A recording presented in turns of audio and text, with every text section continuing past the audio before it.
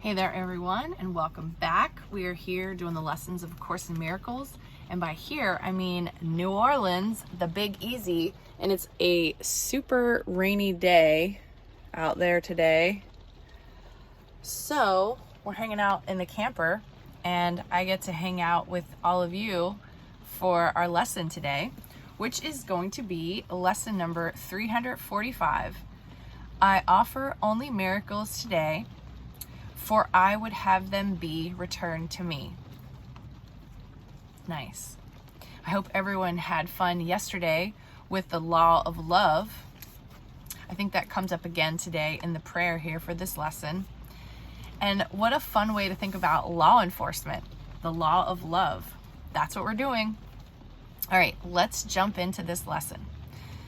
Father, a miracle reflects your gifts to me, your son, and every one I give returns to me, reminding me the law of love is universal. Even here, it takes a form which can be recognized and seen to work. The miracles I give are given back in just the form I need to help me with the problems I perceive. Thank goodness.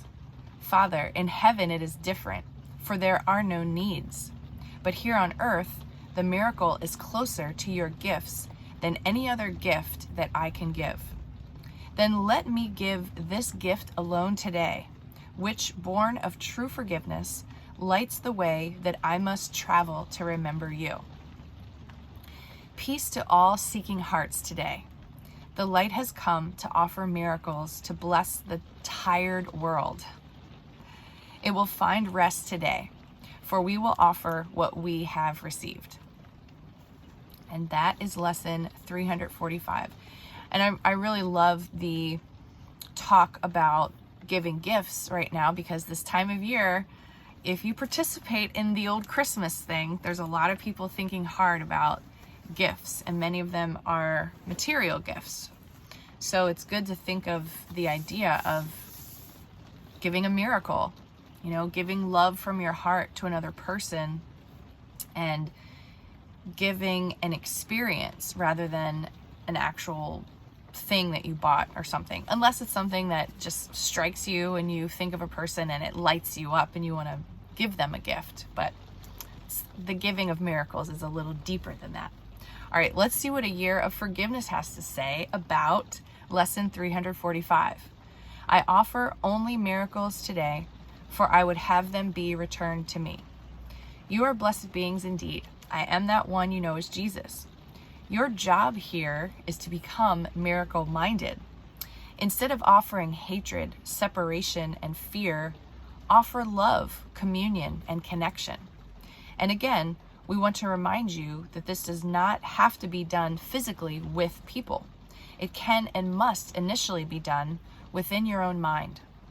You are monitoring what you think about people, what you feel about people, and what you are afraid of regarding people. That is where the work is done. That is where the miracle is created. In the miracle-minded being, it is not a physical act until after the mind has been shifted and the thought processes have been healed. Once your mind is healed, then your behavior naturally follows suit. If you do not change your mind, then your behavior will cause you stress and conflict, because acting more spiritual when you are not thinking in that way creates a rift in your mind. You are forcing yourself to behave in a way that you don't believe. That is why this is what many people do in your world. They judge what they do, but they do not judge what they think. And they do not see that the thinking actually transforms the behavior permanently.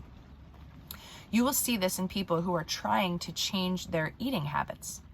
They will immediately go to the effect, which is the food that they keep choosing that is putting weight on their bodies, and they will try to change the effect.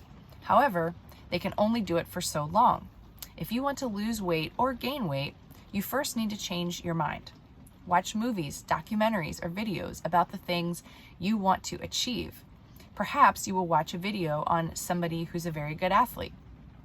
You, not being a very good athlete, have no familiarity with this world at all. But if you want to become fitter, let's say, You can watch information and learn from people who are fit, because clearly, from your behavior and your physical structure, that's not something you've been taught and you don't know how to do it. If you do not change your mind by reprogramming it and putting new information in, I will call it upgrading your software, your mind will want to go back to what it's always done and always known. Why?